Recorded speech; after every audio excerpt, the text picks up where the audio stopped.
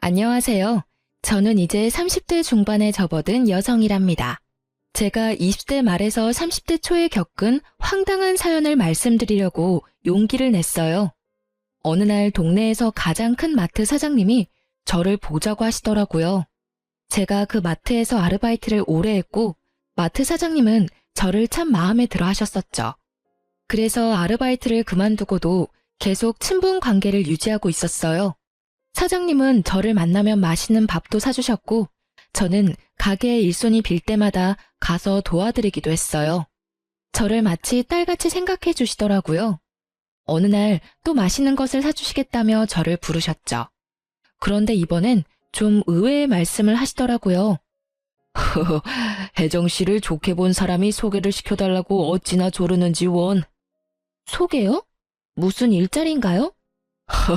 일자리가 아니라 소개팅을 시켜달라는 거야. 그런데 이 집이 아주 좋은 집안이에요. 아들과 아버지가 같이 사업을 하는데 꽤 잘 되나 봐.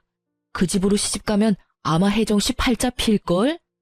저는 이 말을 듣고 좀 의아했답니다. 저는 시골 출신으로 고등학교를 졸업하고 바로 서울에 올라와서 직장 생활을 좀 하다가 지금은 부동산 중개사 자격증을 좀 따볼까 하고 준비 중에 있었거든요. 사업체를 운영하면서 부유하게 잘 사는 집에서 며느리감으로 찍을 만한 사람은 절대 아니었죠. 그런데 그 아들도 그렇고 집안에서도 그렇고 그저 얌전하게 살림하고 아이 낳아 키울 현모양처감을 원한다죠. 그러다가 사장님 마트에서 저를 보았다고 했어요. 그리고 마음에 들어 사장님께 다리를 놔달라고 부탁한 거죠. 얘기를 들어보니 서울에 얼마 남지 않은 일반 주택에서 살고 있는데 경치도 풍광도 마치 외국 예쁜 도시 같은 방배동에 있는 큰 집에서 살고 있다는 것이었어요. 저 역시 굳이 결혼 생활과 직장을 병행해야겠다는 생각은 없었기에 사장님이 말씀하신 대로 한번 만나나 보자 싶었죠. 안녕하세요. 혜정 씨 말씀 많이 들었습니다. 저는 굳이 내세울 게 없는 사람이라서 아마 사장님이 다 말씀하셨을 거예요. 첫마디를 떼는데 아주 겸손하게 자신을 소개하더라고요. 인상을 보니 부잣집 아들답게 아주 귀티나는 인상이었어요. 남자 피부가 어찌나 하얀지 여자 피부 같더군요. 얼핏 보기에도 밖으로 나다니지 않고 사무실에만 있는 사람으로 보였어요. 아무튼 첫인상이 나쁘지 않은 사람이었답니다. 그래서 두 번째, 세 번째 만남을 가지게 되었죠.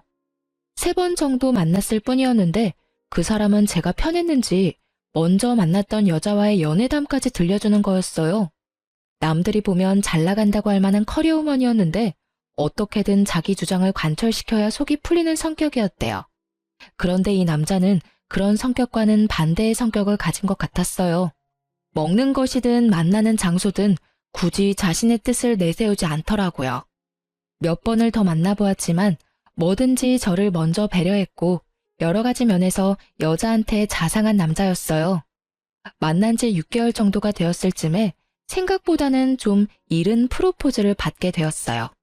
하긴 그 사람이나 저나 홍기가 꽉 찬 나이였죠. 우리 집에서도 제 결혼에 대한 걱정이 슬슬 나오기 시작했고 그 사람 집안에서도 빨리 며느리를 보기를 원한다고 했어요. 그래서 서둘러 상견례 날짜를 잡았죠. 다행히 상견례는 화기애애한 분위기에서 잘 끝났답니다. 그리고 결혼 준비를 위해서 우리 엄마와 그 사람의 어머니가 만나면서 결혼 준비가 조금 삐끗하더라고요. 다름이 아니라 예단 때문이었어요. 예비시댁은 아버지 쪽으로 형제가 3분이시고 어머니 쪽으로 5남매라고 하시더군요. 그런데 아버지 쪽이나 어머니 쪽이 모두 좀 사시는 집안들이라서 결혼할 때 예단들이 좀 크게 오고 갔던 모양이더라고요. 그러니까 예비 시어머니의 말은 받았으니 갚아주어야 한다는 것이었죠. 그런데 말씀하시는 것을 들으니 샤넬이니 구찌니 하는 브랜드 이름이 왔다 갔다 했고 심지어 아버지 형제 되시는 분들께는 명품 로고가 붙은 양복 한 벌씩은 모두 해드려야 한다는 거였어요. 이 밖에도 요구가 많았죠. 우리 집도 사실 시골에서 그렇게 가난한 집안은 아니었지만 예비 시어머니가 말하는 그런 예단을 모두 갖춰주는 것은 거의 불가능한 일이었답니다. 그래서 결혼 준비가 일단 소강 상태에 들어갔어요. 뭐야, 집안 형편 안 본다면서 그런데 이렇게 예단을 크게 해오라고 하시니 이건 나를 며느리로 맞이하기 싫다는 얘기나 마찬가지잖아. 그게 아니라 엄마도 조심스럽게 말씀을 꺼내신 거라고 하시더라고. 받은 것이 있으니 돌려줘야 할 텐데 어떡하나 하고 말이야. 이건 자기가 이해를 좀 해줘. 그 대신 우리 살 집값은 넉넉하게 해주신다고 했어. 예비 남편을 통해서 그 정도 예단 준비는 우리 형편으로서는 불가능한 일이라고 몇 번을 전했는데도 남편의 어머니가 그 예단에 대한 입장을 굽히지 않더라고요. 자꾸 이러시면 우리 집 형편상 나는 이 결혼 다시 생각할 수밖에 없어. 부모님 사시는 집 팔아서 예단 준비를 할 수는 없잖아. 결국 결론이 나지 않을 이야기가 돌고 돌다가 예비 시집에서 한 가지 제안을 하더라고요. 지금까지 받은 것을 생각해서 어느 정도 수준을 맞춰서 돌려줄 수밖에 없으니 예단은 시댁에서 알아서 하겠다는 것이었어요. 그 돈을 그런데 우리 신혼 살림 집값에서 좀 많이 충당하시겠다는 거였죠. 말하자면 예단비와 집값을 퉁치자는 얘기였어요. 그러면서 시어머니가 말하기를 어차피 집도 넓고 하니 집에 들어와 살라는 것이었죠. 시집살이요? 그건 정말 싫더라고요. 요즘 누가 시집살이를 하나요? 그리고 요즘 경향은 시부모가 오히려 며느리를 데리고 사는 것을 기피한다고 하잖아요. 며느리 시집살이라는 말이 괜히 나왔겠어요? 더구나 이 시집살이 제안에 제 발목을 잡는 원인이 또 하나 있었답니다. 바로 예비 남편의 누나가 되는 손이 시누이가 집에서 함께 살고 있다는 거였죠. 시부모님만 계셔도 힘든 판국에 손위 시누이의 남편까지 한 집에 살고 있다니 이 결혼은 정말 아니다 싶었답니다. 자기야, 우리가 아무래도 인연이 아닌 것 같아. 나는 부모님 모시는 것도 자신이 없지만 시누이하고 한 집에 사는 건 정말 자신 없어. 그러니 우리 그냥 이쯤에서 결혼 얘기 접자. 예비 남편이 한동안 말이 없더라고요. 그러다가 고개를 들어 창밖을 보는데 눈물이 반짝이는 게 보였죠. 그리고 그 반짝이는 것을 들키지 않으려는 듯 천장을 바라보기도 하는 거였어요. 제 나이가 몇인데 지금까지 연애 한번 못 해봤겠어요. 결혼 얘기가 나온 적은 없었지만 헤어지던 순간에도 남자의 눈물은 본 적이 없었답니다. 그동안 시집의 예단에 대한 고집과 그럴 여유가 없다는 저 사이에 끼어서 이 사람이 중간에 죽어났겠구나 싶었죠. 모든 걸 다 떠나서 내 마음을 좀 생각해줘. 그리고 우리 누나는 조금 있으면 나갈 사람이야. 길게 같이 살 생각 아니고 지금 매형이 하는 일이 잘 안 돼서 잠시만 우리 집에 살고 있는 거야. 그러니까 제발. 여자의 눈물에 약한 것이 남자라고 하더니 제 경우는 남자의 눈물 몇 방울에 마음이 약해진 케이스였어요. 생각만 해도 싫은 시누이까지 같이 사는 시집살이였지만 잠시라고 하니 일단 이 사람을 믿어보자는 쪽으로 마음이 조금씩 기울었답니다. 이렇게 얘기가 풀리면서 결혼 준비는 다시 활기를 띠었어요. 신혼여행도 해외로 열흘이나 보내주더군요. 시누이까지 있는 시집에 들어와 살기로 한 며느리에게 미안하다는 뜻에서 보내주는 것이라고 했다죠. 그렇게 달콤한 허니문이 끝나고 신혼 살림에 들어갔죠. 물론 결혼 전에도 인사차 간 적이 있었지만 시집을 가서 집을 여기저기 돌아보니 그냥 휙 보았을 때보다 훨씬 넓더군요. 거기다 마당까지 넓어서 이 집을 관리하는 것만 해도 큰일이라는 생각이 들었어요. 그리고 시부모가 기거하는 안방을 잠시 들여다보니 작지 않은 사무실만큼 넓더군요. 일단 음식 마련하는 일만 해도 큰일이었어요. 모두 6식구가 먹고 살아야 하는 일이었죠. 신혼여행이 끝나고 인사를 받겠다고 거실에 앉아있는 시부모와 시누이 내외를 보자 한숨이 저절로 나오더군요. 신혼여행에서 돌아와서 다음 날부터 부엌살림에 대해 우선 배우기 시작했죠. 지금은 시누이와 시어머니가 같이 밥을 해먹고 살고 있었는데 이전에는 가정부가 있었다고 했어요. 그런데 처음엔 괜찮더니 날이 갈수록 해이해져서 내보냈다죠. 시누이는 아주 익숙한 솜씨로 제게 시범을 보였답니다. 그런데 저는 시누이가 제게 부엌살림의 시범을 보이는 동안 정말 적지 않게 놀랄 수밖에 없었어요. 형님, 식구는 6식구인데 이 정도 양은 7, 8인분은 훨씬 넘겠는데요. 이렇게 음식을 미리 많이 만들어 놓으면 다 남아서 버리지 않을까요? 아니, 이게 우리 집 한 끼분이야. 우리 엄마 아빠가 대식 가셔. 그리고 아버지 사무실이 이 근처에 있어서 밖에서 점심 저녁을 해결하지 않고 집으로 드시러 오는 경우가 많거든. 그래서 항상 여분의 음식이 있어야 돼. 그리고 시부모님은 식사를 부엌 식탁에서 아들, 딸 내외와 함께 하시지 않고 꼭 안방에서 따로 드시더라고요. 제가 죽어라고 음식을 만들어 놓으면 시누이가 안방으로 음식을 가져다 드렸죠. 그리고 시아버지, 시어머니가 간식도 즐겨 드시니 저더러 나가서 사오라고 차키를 자주 주더군요. 그리고 시아버지는 술, 담배도 즐겨 하시는 분이었어요. 한번 살아나갈 때마다 꽤 많은 양의 간식거리와 음료, 그리고 맥주 등의 주류, 담배 등을 사다 날랐죠. 제가 조금씩 일에 익숙해지자 시어머니와 시누이가 조금씩 손을 보태주기는 했지만 거의 모든 일을 저 혼자서 맡아 하게 되었죠. 그런데 그렇게 완전히 손을 떼버렸으면 차라리 좋았을 텐데 손만 떼고 입으로는 여전히 살림에 관여를 하는 것이었어요. 말이 좋아 관여한다고 하는 것이지 시누이는 제가 하는 일을 거의 관리, 감독하는 것 같았죠. 부엌 식탁에 앉아서 이래라 저래라를 반복하더군요.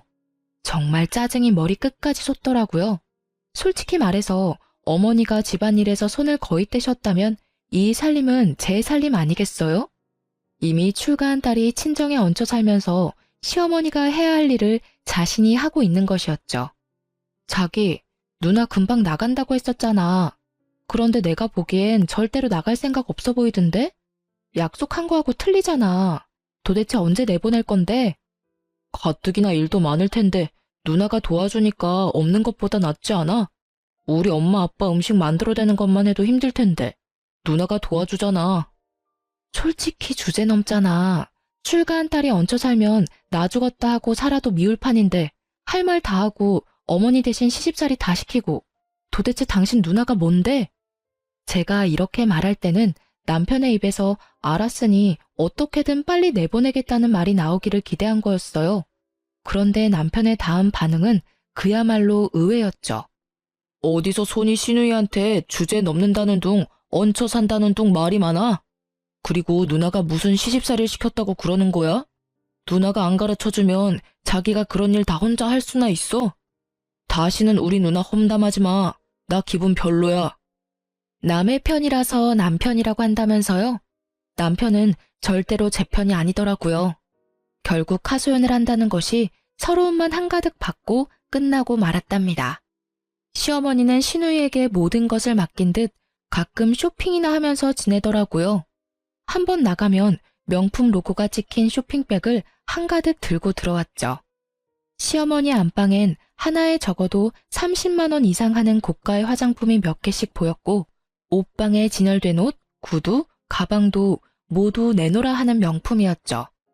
시누이 방에도 마찬가지였어요. 시아버지와 남편이 하는 사업이 잘 되기는 하나보다 생각했죠.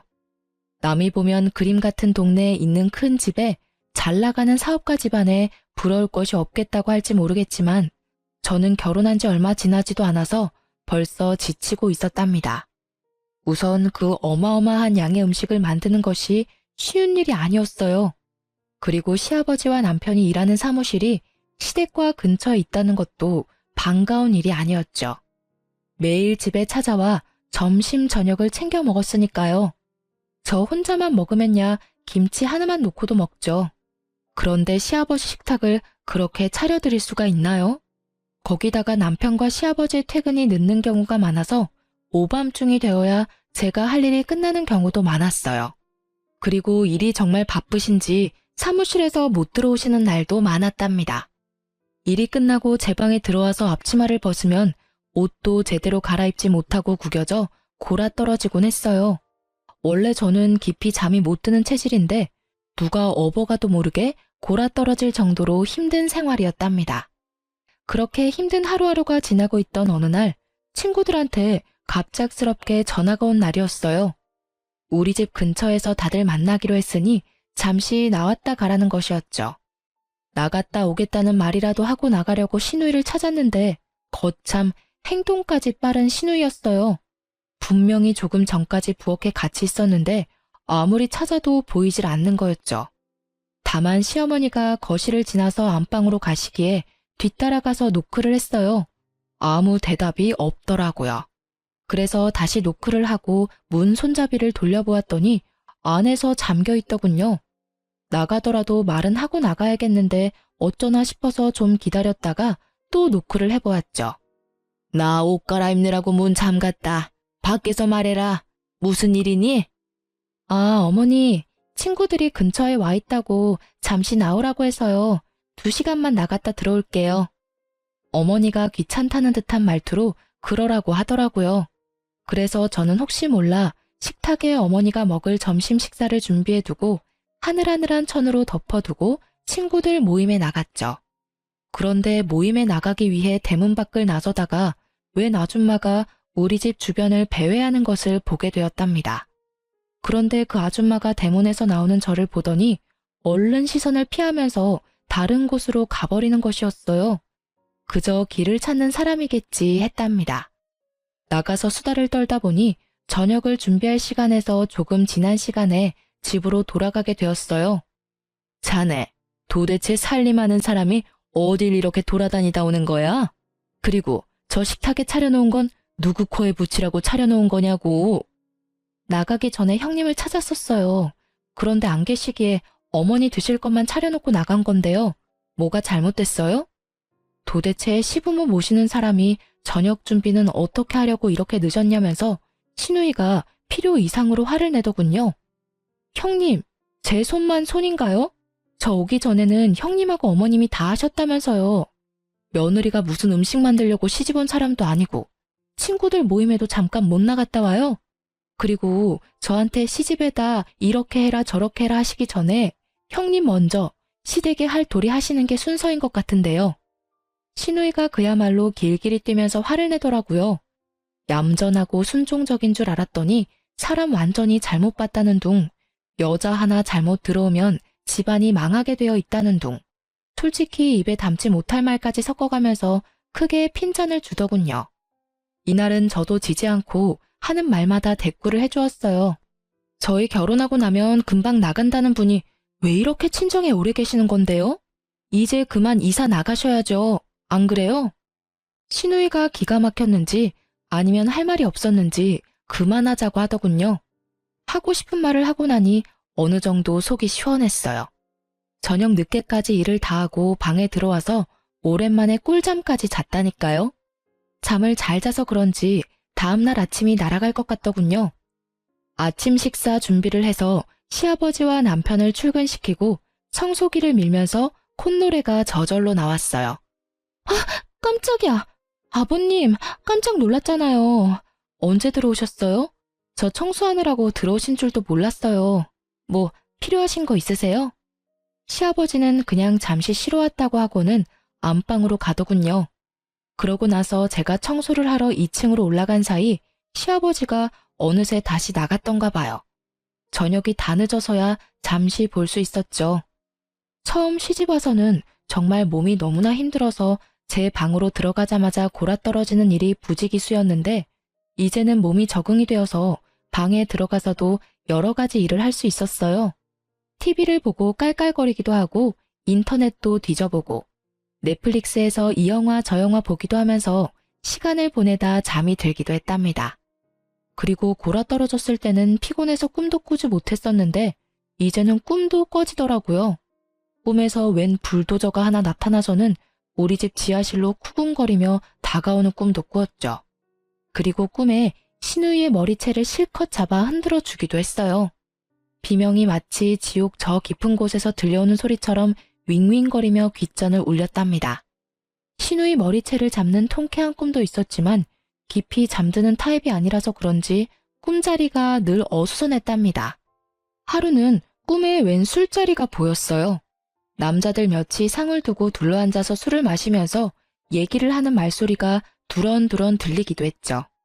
아무튼 잠에 골아떨어지지 않게 되면서 꿈을 자주 꾸는 통에 잠이 깊질 못했고 그래서 낮에 졸린 나날이 계속되었어요.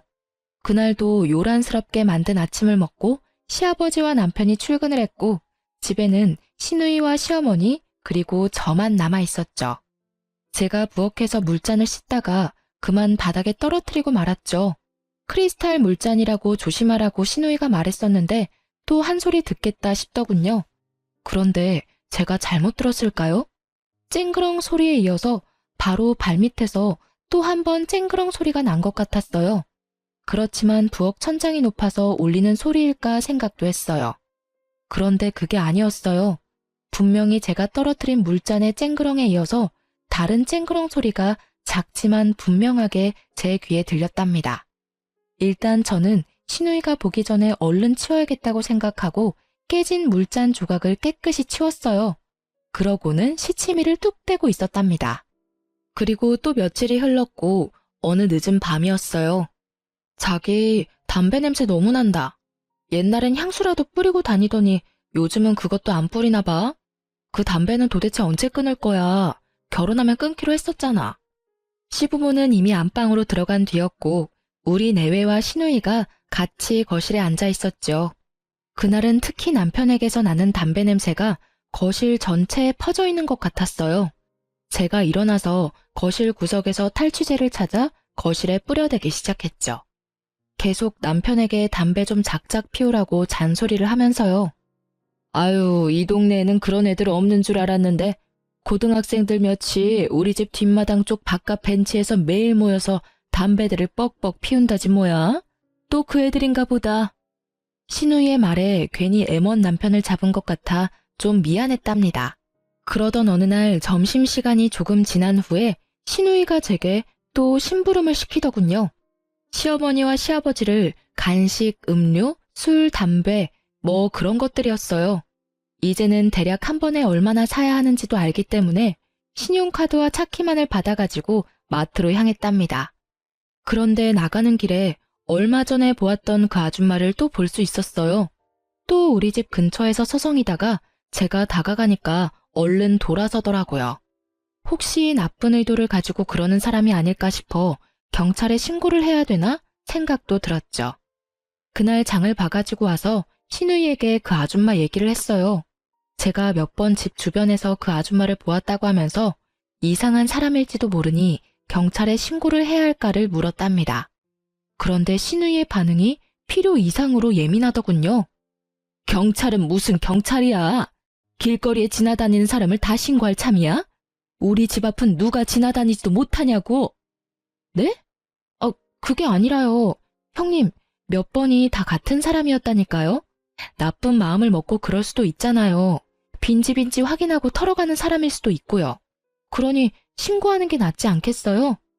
시누이는 또 아주 단호하게 쓸데없는 생각 말라고 하더군요. 하지만 분명 같은 사람이었고 제 마음속에 그 일은 하나의 궁금증으로 남았답니다. 며칠 뒤 길에 나가보니 어느새 단풍이 다 떨어지는 계절이더군요. 길에 떨어진 단풍잎들이 사람들의 발길에 밟혀서 지저분했어요. 차도에까지 날린 단풍잎들이 자동차 바퀴에 밟혀 도로도 지저분했고요. 장을 다 보고 집에 돌아와 차고에 차를 두고 일부러 대문을 통해 앞마당을 가로질러 들어갔어요. 집 앞 마당에도 나뭇잎들이 떨어져서 짓밟혀 지저분할 것 같았죠. 그런데 정말 이상했답니다. 나뭇잎이 떨어진 그대로 아무에게도 짓밟히지 않은 채로 온전한 모습을 하고 있는 거예요. 기껏해야 제가 나가면서 밟은 것 정도였어요. 솔직히 식구가 6식구이고 아침마다 4사람씩 출근을 하는데도 나뭇잎이 멀쩡하다뇨. 다들 이 마당을 통해서만 나갈 수 있는데 참 이상하다 싶었죠. 그러다가 한 가지 깨달은 사실이 있었답니다. 그동안 거의 한 번도 빼놓지 않고 시아버지와 남편이 출근할 때 중문까지만 배웅을 했었다는 생각이 났어요. 따라 나갈라 치면 굳이 중문을 닫으면서 나오지 말라고 했던 남편의 말도 기억났고요. 오늘도 남편과 시아버지가 중문을 통해 나갔고 저는 현관을 나가는 것까지만 보고 들어왔던 기억이 나더군요. 시누이는 어딜 갔는지 보이지 않았고 어머니도 안방에 있는지 기척이 없었고요. 자기야, 나 자기 사무실 좀 구경시켜주라. 한 번도 안 데리고 나갔었잖아. 아버님하고 자기가 일하는 곳인데 구경이라도 해야지. 사무실에 책상하고 의자밖에 더 있어. 구경하긴 뭘 구경하겠다는 거야? 생산하고 유통은 다 다른 곳에서 이루어지고 사무실은 그야말로 생산, 유통을 기록하는 곳일 뿐이라고. 굳이 그렇게 저를 데리고 나가지 않으려는 이유도 알 수 없었어요. 제 마음속에 짙은 의심의 먹구름이 뭉게뭉게 일었답니다. 점점 이상한 생각이 들기 시작했어요. 한 가지가 이상하다고 생각이 되니 그 밖에도 여러 가지 일들이 이상하다는 생각이 들었죠. 우선 시어머니도 이상했죠. 아침을 먹고 방에 들어가면 쇼핑을 하러 나가는 날을 제외하고는 하루 종일 나오질 않는 거였어요. 도대체 안방에서 혼자서 뭘 하길래 그렇게 나오질 않는 것일까요? 그리고 시누이 남편에 대한 생각도 들더라고요.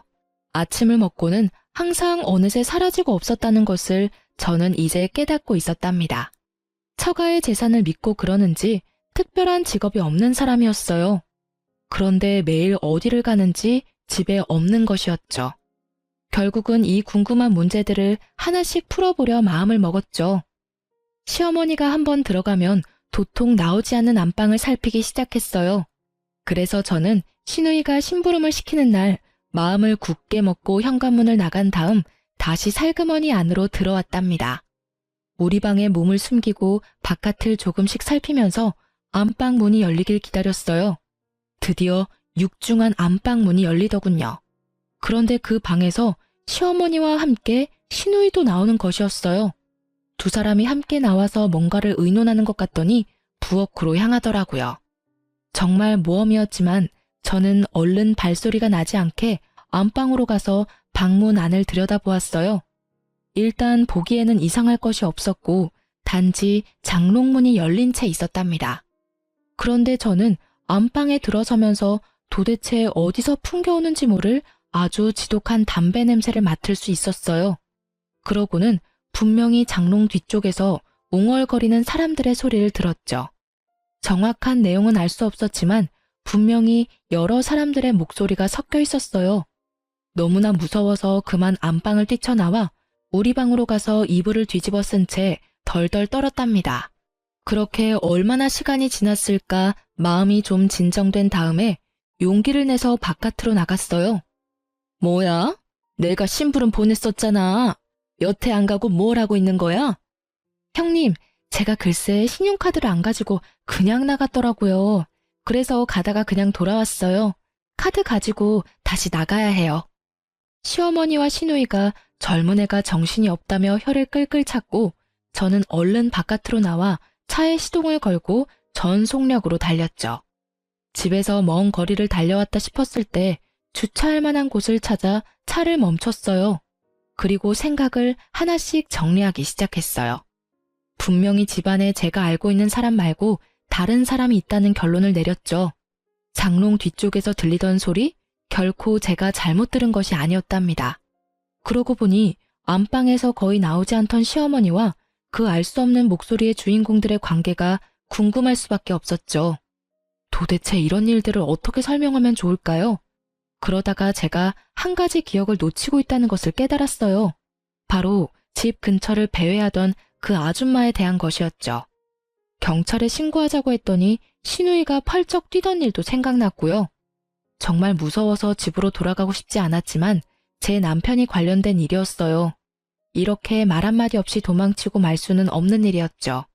그래서 집으로 돌아갔는데 동네 어귀에 들어서면서 그 아줌마를 또 볼 수 있었어요.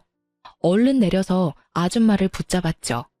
아줌마는 처음에 저를 겁내하더군요. 아줌마, 저희 집 주변을 자꾸 왔다 갔다 하시는 이유가 있죠? 왜 그러시는지 얘기 좀 해주세요. 저 겁내지 마시고요.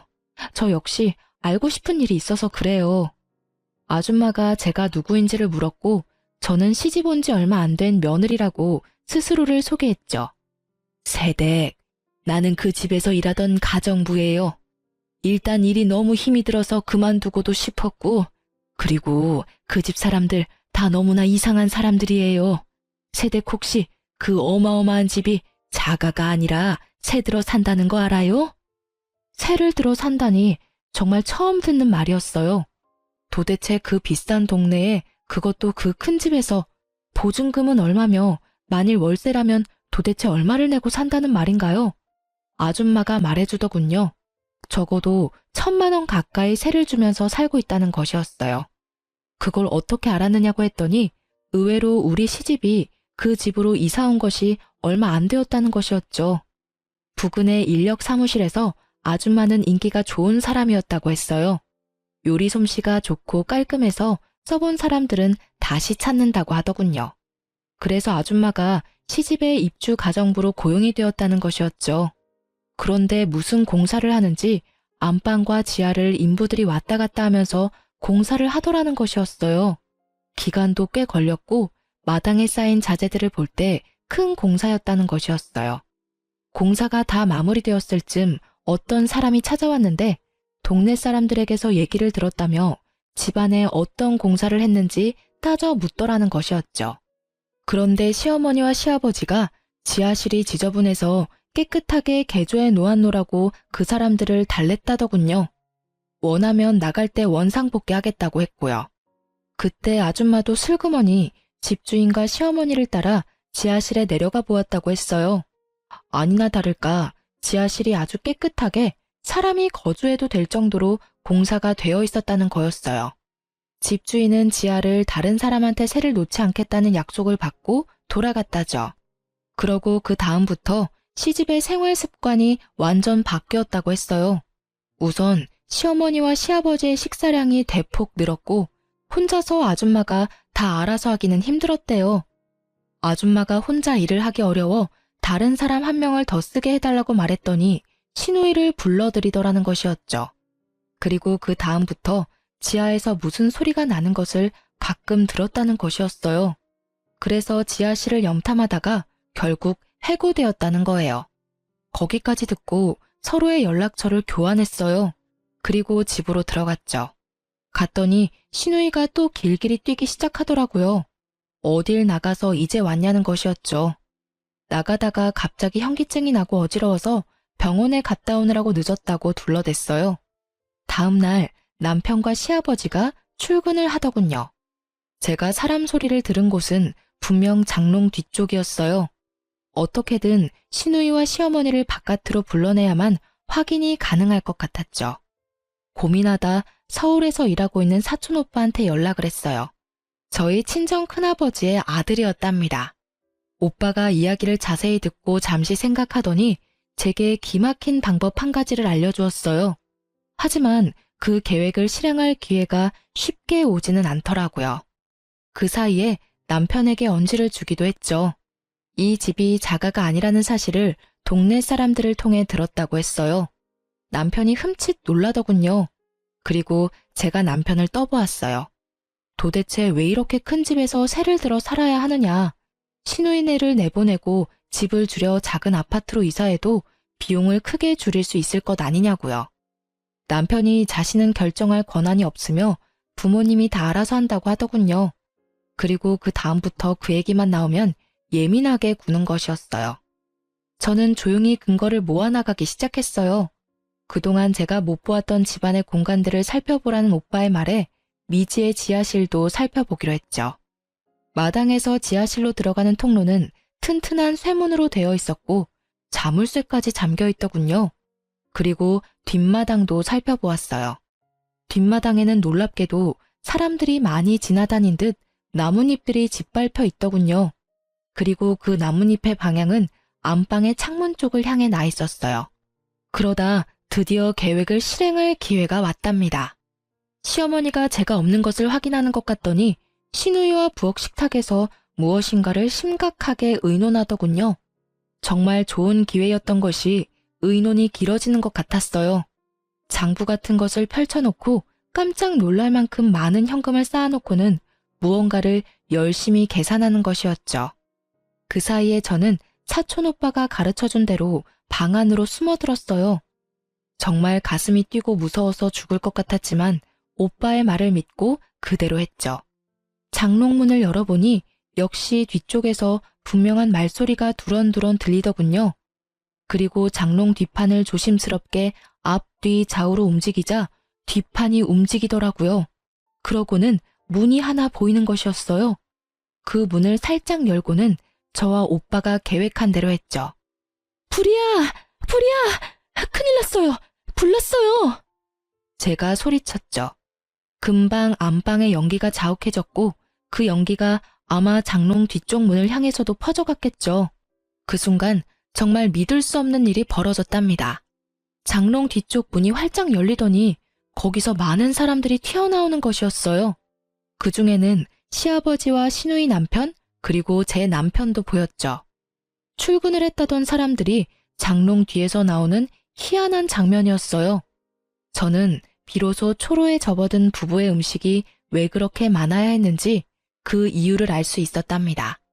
사람들이 튀어나오자 저는 침착하게 양동이에 물을 부어 불을 껐죠. 시어머니와 시누이가 안방으로 튀어들어오면서 이 모든 장면을 목격했어요.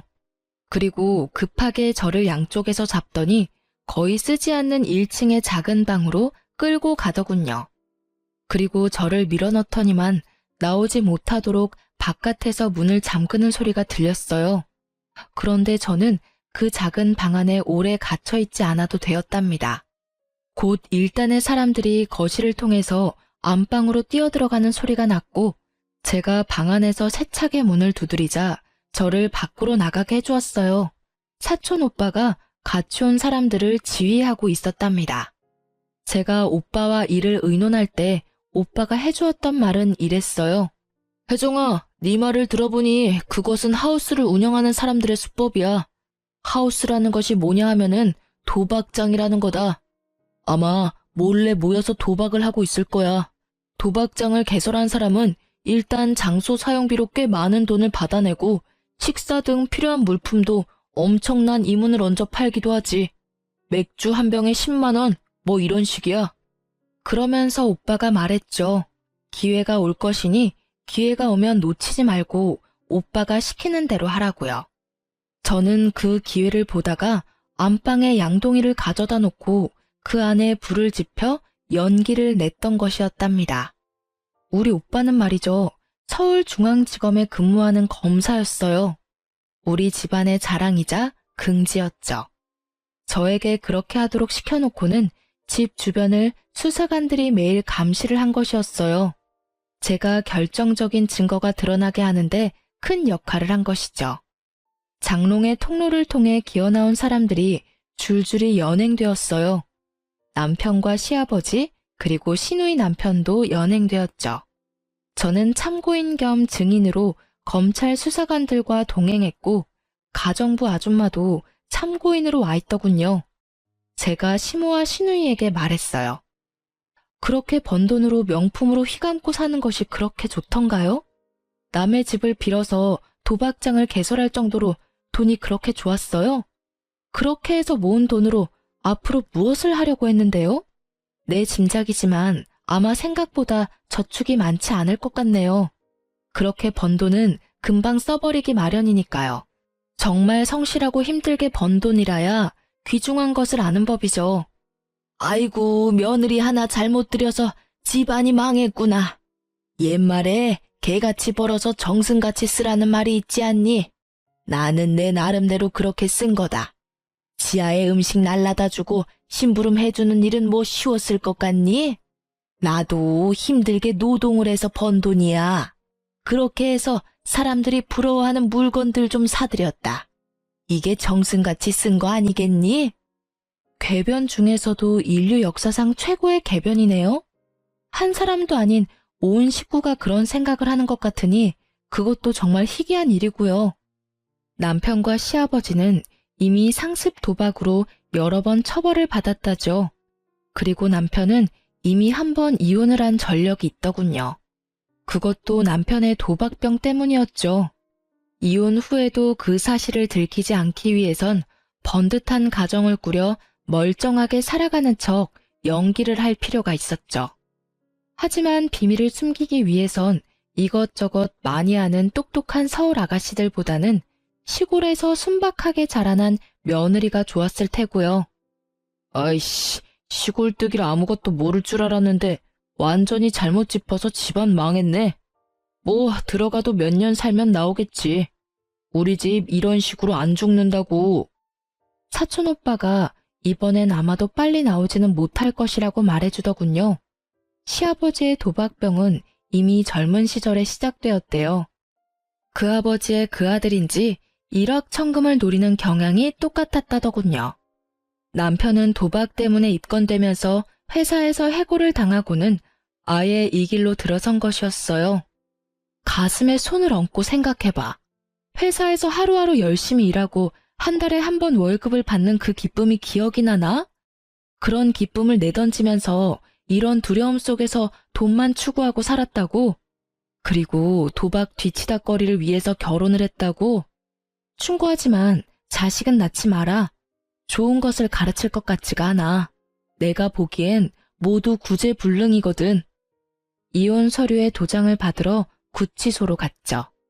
남편은 여전히 들킨 것이 억울한 모양이더라고요. 저를 보고 이를 가는 표정을 보고 알 수 있었어요. 가족 전부가 도박 개장죄로 실형이 선고되었고 적어도 3년 동안 사회에서 마주칠 일은 없답니다. 남편과 이혼하고 저는 작은 회사에 취직을 했답니다. 주경 야독이라고 낮에는 일을 하고 퇴근 후에는 공인중개사 시험을 위해 열심히 공부를 하고 있어요. 적은 임금이지만 아껴 쓰며 저축도 조금씩 하고 있죠. 저금 통장이 한두 푼씩 불어나는 그 재미를 남편과 시집 식구들은 당연히 모르겠죠. 지금까지 제 결혼에 얽힌 이야기를 해드렸네요. 꽤 충격적인 이야기였을 텐데 시간 내서 들어주셔서 감사합니다. 좋은 하루 되시길 바랍니다.